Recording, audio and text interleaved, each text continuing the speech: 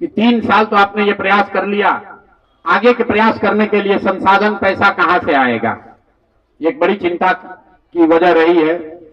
कई लोगों को लग रहा है कि प्रशांत किशोर आए थे पैसा वैसा लेकर, अब तो 3 बरस हो गया, पैसा कितना दिन चलाएंगे, भाग जाएंगे छोड़कर।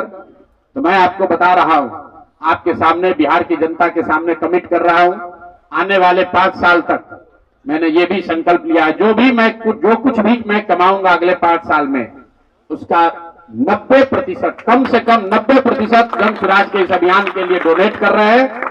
यही नहीं, पिछले 20 वर्ष में मैंने अपने द्वारा अर्जित की गई जो भी मेरी चल अचल संपत्ति है, मैंने अपने परिवार के लिए दिल्ली में एक घर को छोड़कर बाकी सारी संपत्ति को जन स्वराज के इस अभियान के लिए डोनेट कर रहा हूं। कोई भी चाहे पैसे की वजह से बिहार की गरीब जनता का जो ये आशा है, ये रुकने नहीं दूंगा, चाहे इसके लिए जो कुछ भी करना पड़े, पैसे की वजह से ये अभियान रुकने वाला नहीं है। मैं फिर से दोहरा देता हूं, अगले 5 साल तक जो कुछ भी मेरी आमदनी होगी, उसका कम से कम 90% मैं जन स्वराज के इस अभियान को चलाने के लिए दान करूंगा।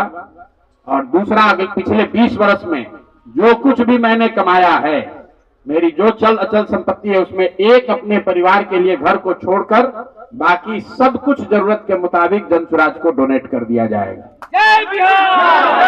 इसके साथ ही मैं आपसे ये भी, आपके जरिए बिहार की जनता से, जन स्वराज से जुड़े हुए लोगों को ये आह्वान करना चाहता हूं, आप भी संकल्प लीजिए। हम अपना 90% दे रहे हैं, आपसे 10% भी नहीं मांग रहे, लेकिन आज से जन स्वराज से जुड़ा हुआ हर व्यक्ति, बिहार को, इस मिट्टी से प्रेम करने वाला हर व्यक्ति, आप चाहे किसी दल के हो, किसी विचार के हो, कोई भी काम करते हो, एक मदद कीजिए अपने राज्य के बेहतरी के लिए, सुधार के लिए, व्यवस्था परिवर्तन के इस अभियान के लिए। कम से कम 1000 रुपया जरूर आप डोनेट कीजिए, 1000 रुपया जन स्वराज को जरूर दीजिए। अगर आप बहुत गरीब हैं, आपके पास 1000 रुपया नहीं है, तो समाज से चंदा करके दीजिए। लेकिन अगर आप जन स्वराज में जुड़े हैं, जन स्वराज के इस प्रयास की सराहना करते हैं, तो सिर्फ YouTube पर कमेंट करने से नहीं होगा, सिर्फ धक्का करके मेरे से मिलने से नहीं होगा कि भैया हम हमारे साथ, आपके साथ हैं। अब 1000 रुपया का कंट्रीब्यूशन आपको करना है। मेरा विश्वास है कि बिहार की 13 करोड़ जनता में से अगर 1 करोड़ लोगों ने भी 1-1000 रुपया का योगदान कर दिया, तो अगले 5 साल तक इस अभियान को कोई रोक नहीं पाएगा। इसलिए ये जरूरी है। और साथ ही अब आगे से मेरे से मिलने वाले लोग, मैं अब उस किसी व्यक्ति से नहीं मिलूंगा जो जन स्वराज के इस अभियान में कम से कम 1000 रुपया का जिसने योगदान न किया हो। उस किसी व्यक्ति से बात विचार नहीं करूंगा जो जन स्वराज के इस अभियान में टेंजेबल तौर पर कंधा न लगाए। क्योंकि जैसा मैंने कहा है, सलाह का समय खत्म हुआ। 3.5 साल हम लोगों ने सलाह दिया है। हर आदमी अच्छा बात करता है और फिर जाकर वही गलती दोहराता है। तो सुधार का अब दूसरा चरण है। सलाह का समय खत्म हुआ, संघर्ष का समय शुरू हो रहा है। अगर आपको लगता है कि जन स्वराज बेहतर है, जन स्वराज की सोच बेहतर है, ये बिहार के बेहतरी के लिए है, बिहार के बच्चों के पढ़ाई रोजगार के लिए है, पलायन बंद करने के लिए है, तो मेरे भाई आप भी कुछ योगदान दीजिए, कुछ समय निकालिए, कुछ संसाधन बिहार के इस व्यवस्था के सुधार के लिए लगाइए। इसी के लिए हम लोग यहाँ आज बैठे थे। आज 1 दिन का ये कार्यक्रम खत्म हुआ। आगे अब अगले 1.5 से 2 महीनों में हम लोग पूरी तरीके से जन स्वराज के संगठन को पुनर्गठित करेंगे। और जैसा कि मैंने आपको बताया, 15 जनवरी से हम लोग फिर से पूरी ताकत, ईमानदारी और शुद्धता से बिहार के हर उस वार्ड में, 1,18,000 वार्ड में पहुंचेंगे, हर उस प्रखंड में पहुंचेंगे जहां पर लोगों के साथ अन्याय हुआ है, लोगों के साथ सरकार ने छल किया है। सिर्फ वोट का छल नहीं किया है। कल सरकार बनी है, देखिए लोगों के मुंह पर सरकार ने तमाचा लगाया है। ऐसे भ्रष्टाचारी मंत्रियों को, आपराधिक छवि के मंत्रियों को, ऐसे लोगों को मंत्री बनाया गया है जिन्होंने जीवन में कुछ पढ़ा नहीं, कुछ किया नहीं। वो सिर्फ इसलिए मंत्री बन गए क्योंकि उनके पिताजी मंत्री हैं, उनके पिताजी बड़े नेता हैं। यही बात तो जन स्वराज 3 वर्ष से समझा रहा है।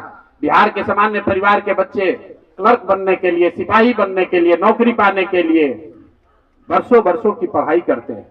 और यहाँ मंत्री जी का बच्चा, नेता का बच्चा बिना पढ़े वो आपका राजा बन गया। और कल जो मंत्रिमंडल बना है उसने एक तरीके से दिखाया है, जिसको कहते हैं अंग्रेजी में rubbing the salt on the wound, घाव पर नमक लगाने वाली बात है।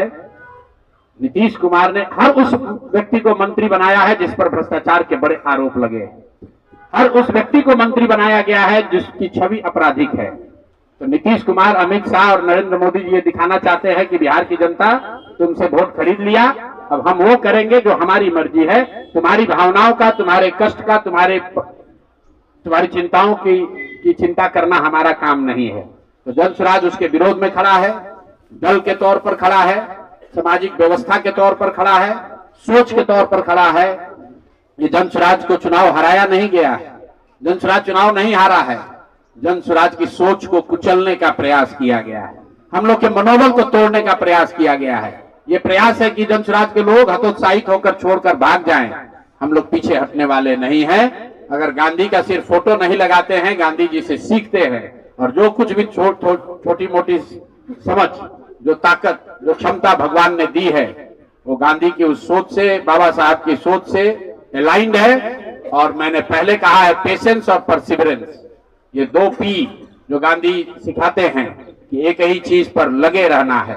अगर हम लोग को लगता है कि हमारा रास्ता सही है तो इससे कोई घबराने की जरूरत नहीं है, सफलता मिलेगी ही मिलेगी।